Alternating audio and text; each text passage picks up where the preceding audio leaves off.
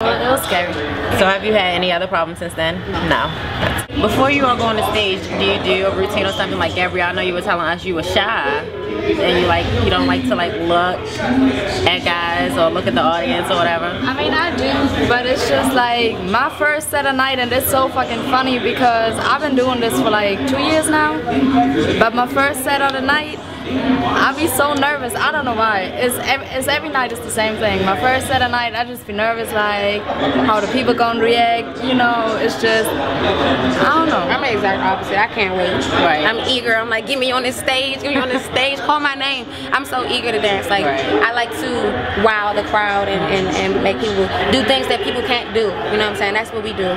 So even on a split, you know, people get so overwhelmed and excited just to see the the facials. I like the reaction of the crowd and all of that. I don't get nervous. Like have a shot of Patron, maybe 2, maybe 3, and then 5. Yeah, maybe 5, maybe 6. I need to start drinking. But yeah, you know, drink. You don't drink. Have a couple drinks or whatever, and then you just mix and mingle because you gotta realize people. That's what people are here for. That's what everybody's here to see. So it's the norm here. You know what I'm saying? So it's okay. Right. What do you feel is the biggest misconception about strippers? That we're whores.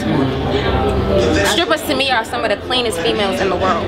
Really? From working with them. People never understand. Yes, we do make a lot of money, but it's all about how you talk to somebody. Because I can talk you out of your mortgage with, all I gotta do is sit and talk to you, and if you're really feeling it, you're gonna sit there and tip me with $100 bills, and people always gonna look at us like, oh, she made all this money and oh, she must have done something in the champagne room. We got cameras in all of our rooms, and it was funny when we first opened, Mike used to watch the cameras, and he always laughed when I got out because he was like, well, why, how do you do that? All your customers go to sleep. So he was sitting there for an hour watching the camera while the dude was laying there and I was rubbing his head and he go to sleep. So I didn't get naked once in the room. All we sit is, you know, sit, we talk, and they enjoy and they relax. And then a lot of them, either they just really tired and they, you know, they just pass out, or they like really drunk and they go to sleep. So yeah, but people don't never understand. They always get it wrong because they think, oh, it's all this money. They gotta do some extra shit for it, but it's not like that. Yeah, I've been on this road a couple times, and my best advice to any stripper in the game is to never give it up, because at the end of the day, it's power, and people wonder, they're like, why won't she have sex with me? How much more do I gotta spend? And the more you keep, you know, the more you hold on to your goodies, the more they're gonna keep coming back. Because what you're doing, you're making yourself exclusive. You're making yourself a valuable. You're giving yourself a value and worth. So when you got 10 girls around you that's gonna drop to their knees in front of their friends like nothing, like it's nothing, and you're the only one, like, baby, I'm not tripping off you. Right. You know what I'm saying? It does something to their ego, to their pride. So they're like, okay, you're not. I gotta go harder. I gotta shit on her real quick. Let me shit on her. So I mean, the best thing is just to not do anything, you know, unless you're really feeling this person or you guys are really vibing on some type of level. Cool, do you? But in the game, like promoters, like you just gotta stay away from all of that shit. It's really easy to get washed up, and once you've been done, you're done. You know what I'm saying? You're like, you're no good, because everybody talks about it. No matter what, they may not talk about it in your face. You might not even think they're talking about it, but they're talking about it. But like, yeah, we get the worst thing people can say about us is that we're either all plastic or that we're whores. And I say we're some of the cleanest girls that there are. Right. About the plastic thing, right? A lot of times, like, because I have a couple of girls that are friends that are like exotic dancers, and the first thing they did when they made their first like bag or whatever, they went and got butts, they got lips, they got their noses done, they got boobs, they just enhanced stuff, they took stuff away. Like, is that the first thing a lot of the girls think about doing once they make their first big amount of money? I think some of them do, because if you see it like this, on like a Sunday or Tuesday in here, you might have like 40 or 50 girls. All of them are gorgeous, and all of them have beautiful bodies.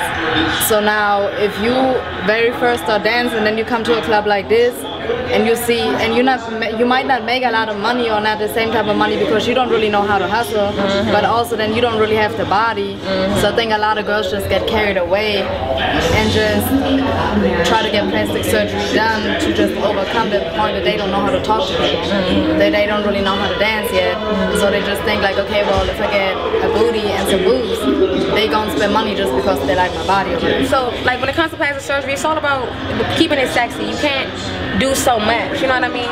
And what I will say, from a lot of girls, and just from conversations in the dressing room, we've all come to the agreement that it does actually make your bag bigger, you know. But like for every dancer, like she's a beast at the pole, and I'm not, you know what I'm saying? But I can clap my ass like no other, like with no hands, like no words, you know what I'm saying? So for every stripper, some things that she got, I don't have. Like this hair, I would kill for, you know what I'm saying? But I don't have that. So for every stripper, it's just different things, and that's why Stadium is so cool, because you have white girls, you have Asians, you have black, you have Chinese, you have all different nationalities and races up in here. So you kind of got a lot to choose from, because there's a lot of guys that like nothing but natural. They're like small titties and big butts. They're like no butts and no titties. They're like girls that look like they're 12. You know, it's a lot. It's men, and men are gross. You already know. So it's so many different fantasies to fulfill. So that's why it's best to just do you. If you feel like you want to enhance, cool, but keep it sexy. That's my thing. Just keep it sexy.